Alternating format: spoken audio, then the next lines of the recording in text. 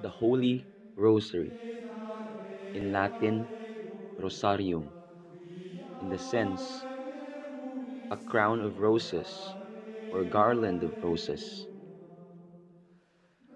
It refers to a set of prayers used in the Catholic Church and to the string of knots or beads used to count the component prayers.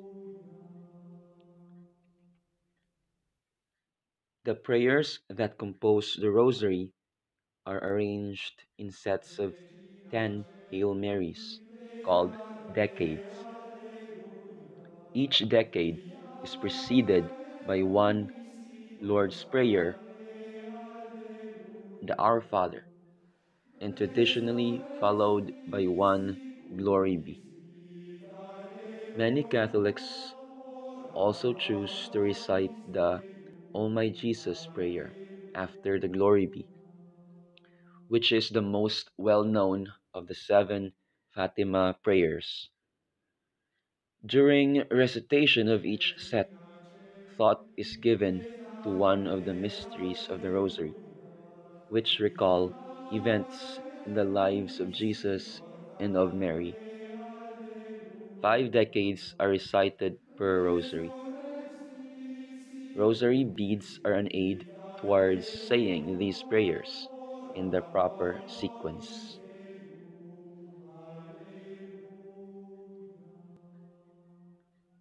Devotion to the Rosary is one of the most notable features of popular Catholic spirituality.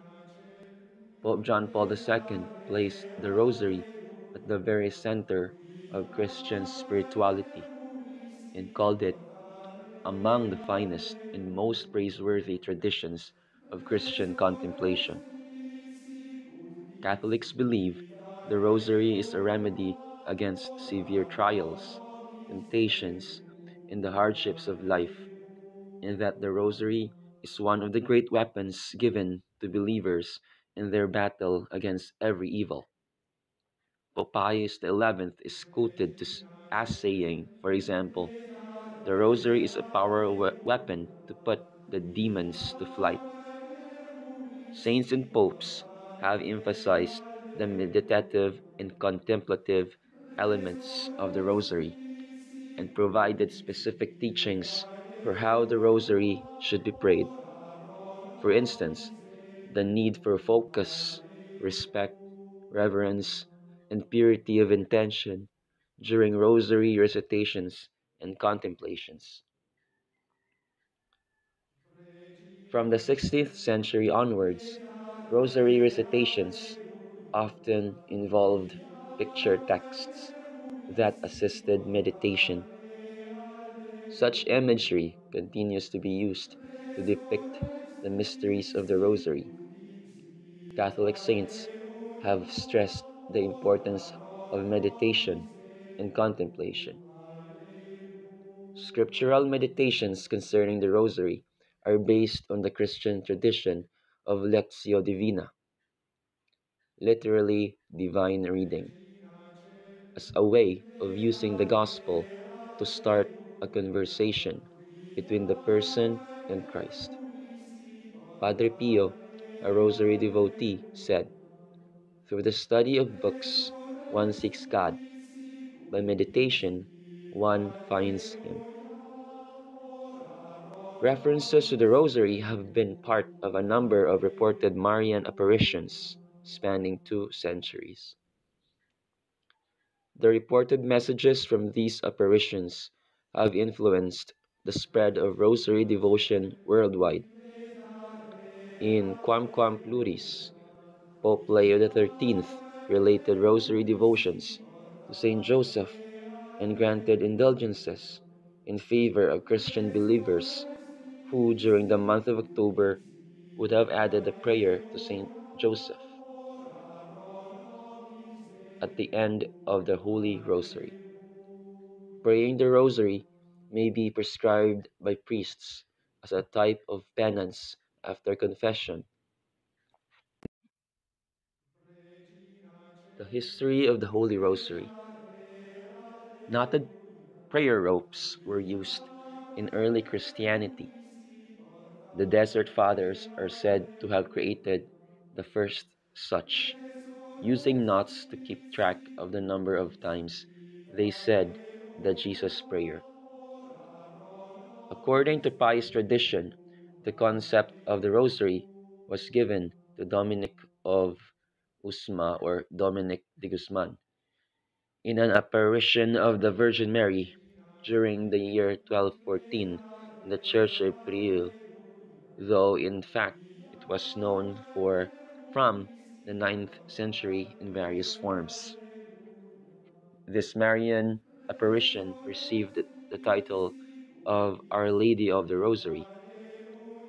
In the 15th century, it was promoted by Alanus de Rupe, also known as Alain de la Roche or Allen of the Rock, a Dominican priest and theologian who established the 15 Rosary Promises and started many Rosary confraternities. According to Herbert Thurston, it is certain that in the course of the 12th century and before the birth of Dominic, the practice of reciting 50 or 150 Ave Marias had become generally familiar. According to 20th century editions of the Catholic Encyclopedia,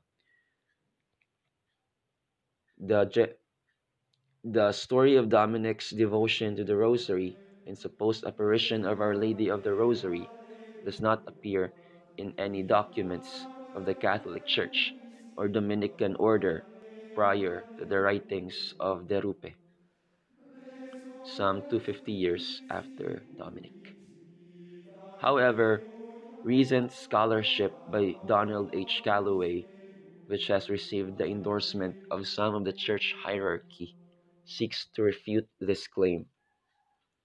Leonard Foley claimed that although Mary's giving the rosary to Dominic is recognized as a legend, the development of this prayer form owes much to the order of the preachers, or the Dominicans.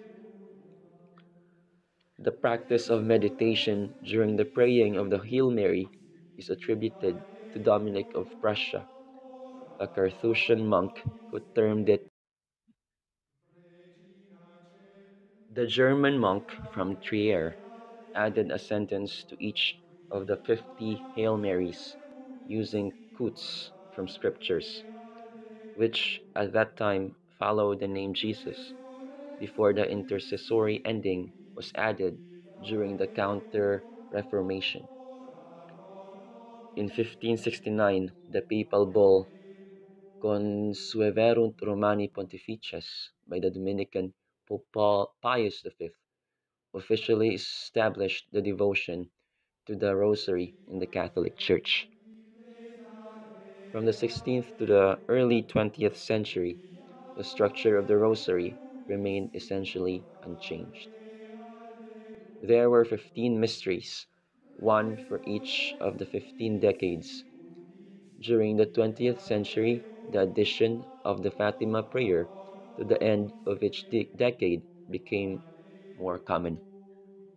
There were no other changes until 2002, when John Paul II instituted 5 optional new luminous mysteries, although variations of these had already been proposed by the likes of Louis de Montfort and George Preca, and were implemented during the mid-20th century by figures such as Father Patrick Peyton. Love for Our Lady is shown in our life in many different ways. The Holy Rosary has been the Marian prayer most recommended by the Church down through the ages. In it, piety gives us a summary of the principal truths of the Christian faith as we consider each of the mysteries. Our Lady teaches us to contemplate the life of her Son. She, intimately united to Jesus, at times takes first place. Other times, It is Christ Himself who is the first to attract our attention. Mary always talks to us about Jesus, of the joy of His birth, of His death on the cross, and of His glorious resurrection and ascension. The Rosary is our mother's favorite prayer. To say the Holy Rosary, considering the mysteries, repeating the Our Father and Hail Mary with the praises of the Blessed Trinity, and the constant invocation of the Mother of God is a continuous act of faith, hope, and love, of adoration and reparation. Etymologically, the Rosary is a crown of roses, a delightful costume which, among all peoples, represents an offering of love in the symbol of joy. It is the most excellent means of meditated prayer, constituted in the manner of a mystical crown, in which the angelic salutation, the Lord's Prayer, and the doxology to the August Trinity are intertwined with the consideration of the highest mysteries of our faith. In it, by means of many scenes, the mind contemplates the drama of the Incarnation and of the redemption of our Lord. In this Marian prayer, vocal prayer is combined with the meditation of the Christian mysteries, which is, as it were, the soul of the Rosary. Thanks to this unhurried meditation, it is possible for all to say the same words, while at the same time each one can do his or her own personal prayer. To imagine oneself as a participant in the scenes being considered helps one to say it well. In this way, we shall live the life of Jesus, Mary, and Joseph. Each day, we shall do something new for them. We shall hear their family conversation. We shall see the Messiah growing up. We shall admire his 30 years of hidden life. We shall be present at his passion and death. We shall be amazed at the glory of his resurrection.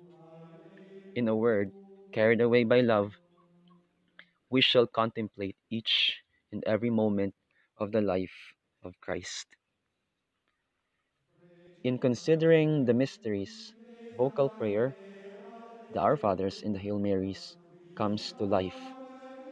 Our interior life is enriched with deep content, which becomes a source of prayer and contemplation throughout the day. Little by little, it identifies us with Christ's feelings and enables us to live in a climate of intense devotion.